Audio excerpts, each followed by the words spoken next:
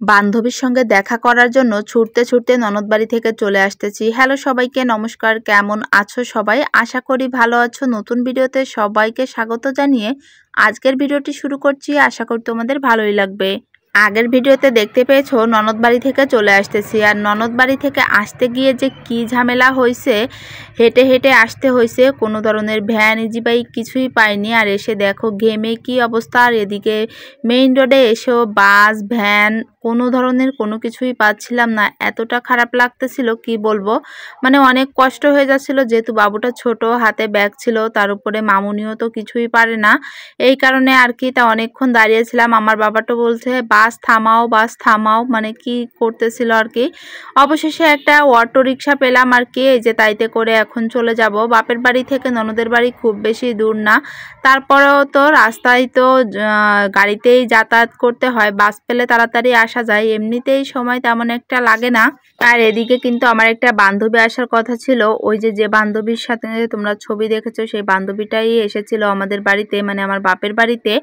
তাই আর কি ওর সঙ্গে দেখা করব বলে তাড়াহুড়ো করে সকাল সকাল এসেছি। এখন কিন্তু প্রচণ্ড গরম, তাই এই যে আমরা দুই বান্ধবী একটু ফটোশ্যুট করে নিচ্ছিলাম। অনেক দিন পরে কিন্তু দেখা হয়েছে আমাদের, মানে বলতে গেলে অনেকটা বছর পরে, কয়েকটা বছর পরে হলো দেখা হয়েছে আর কি। আর এই যে হলো আমাদের দুজনের ছোটবেলার ছবি, সেটাই তোমাদেরকে দেখাচ্ছিলাম। দেখো ছোটবেলায় কেমন ছিলাম, এই ছবিটা তোমাদেরকে একদিন পুরোপুরিভাবে দেখাবো আসলে যে আমরা দুজন কেমন ছিলাম। তাই এই যে এখন তো দুজন বিয়ে হয়ে গেছে, দুইজনেরই বেবি আছে।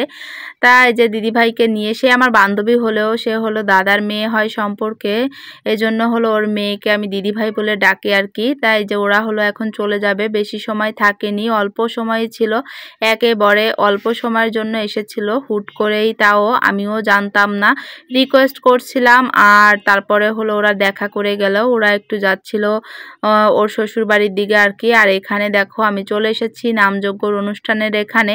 আজকে থেকে নামযজ্ঞর কাজকাম কিন্তু আরও অনেক আগে থেকে শুরু হয়েছে, আমি আজকে এসেছি আর কি। নামযজ্ঞর এখানে হলো আজকে এরা কাজ করতেছিল। এই যে শুকনা মরিচ, ধনিয়া, জিরা এগুলো হলো ভাজি করতেছিল, তারপর মেশিনে থেকে হলো ভাঙিয়ে নিয়ে আসবে যাতে রান্না করতে সুবিধা হয়, সেগুলোই আমি একটু ভিডিও করে নিচ্ছিলাম আর কি। যেহেতু আমি এসেই পড়েছি, মাই বলতেছিল যে চল আমরা একটু ঘুরে আসি, তা ভাবলাম যে যাই, তাহলে ভালোই হবে, দেখতে পারবো কি করতেছে। এবং গ্রামের অনেক মানুষের সঙ্গে তো দেখা হয় না, ওখানে গেলে দেখা হবে। তা আসলে অনেকের সঙ্গে দেখা হয়েছে। আর এদিকে দেখো আমার বাবাটা কি করতেছে, ছোট্ট বাবুর একটা দোলনা পেয়েছে, আর সেটা নিয়ে সে যে কি মজা করতেছে। সে তো এখানে আসেও নাই, চেনেও না কখনো, কিন্তু তার যে কি একটা আনন্দ সেটা তো তোমরা দেখতেই পারছো।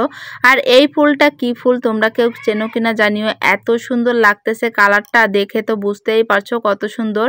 আর এখানে তারপর এসে দেখি তারা সবাই হলো এই যে কাস্টে গুছিয়ে রাখতেছে, মানে যেখানে রাখা হবে সেখানেই এক সাইড করে রাখা হচ্ছে। উঠানে হলো রোদে দেওয়া ছিল যাতে তাড়াতাড়ি শুকিয়ে যায়, সেজন্য। আর এখন সবগুলো একসঙ্গে গুছিয়ে রেখে দিচ্ছে, সেখান থেকে নিয়ে হলো রান্না করবে। তারপর চলে এসেছি বাড়িতে। আর বাড়িতে আসার পর দেখো আমার বড় মা হলো এই যে তেঁতুলের বিচি ভেজে রেখেছে, সেটাই খাবো আর কি। আমার তো মানে খুব ভালো লাগে, আমি বড় মাকে বলেছি তেঁতুল কাটার পরে বিচিটা একটু ভাজি করে দিতে। ছোলা ভাজা, বুট ভাজা খেতে যেহেতু অনেক পছন্দ করি, সেহেতু এই তেঁতুলের বিচিটাও কিন্তু ওরকমই লাগে, অনেক মজা লাগে। তোমরা কি কেউ খেয়েছো কিনা অবশ্যই সেটা কমেন্টে জানিও। সেটাই খাচ্ছিলাম আর তোমাদেরকে একটু দেখাচ্ছিলাম আর কি। আর এদিকে তারপরে কিন্তু ভাত খেয়ে নিচ্ছি। এটা ছিল পরের দিন সকালে আর কি, মানে ওই দিনের পরের দিন সকালে ভাত খাচ্ছিলাম। ভাত টাত খাওয়া শেষ, তারপরে এই যে দেখো মামুনি দুইটা গাব পেরেছে, সেই গাবই খাচ্ছিলাম আর কি। অনেক দিন পরে এই গাব খাওয়া হলো। তোমরা কে কে ছোটবেলায় গাব খেয়েছো অবশ্যই জানিও। আমি তো গাব খাওয়ার জন্য গাছের মাথায় উঠে যেতাম আর কি, অনেক মজা করতাম ছোটবেলায়। যাই হোক, আজকের ভিডিওটা তোমাদের কাছে কেমন লেগেছে অবশ্যই কমেন্ট বক্সে জানাতে ভুলবে না। ভালো লাগলে লাইক কমেন্ট করে আমার পেজের সাথে থাকবে। ধন্যবাদ।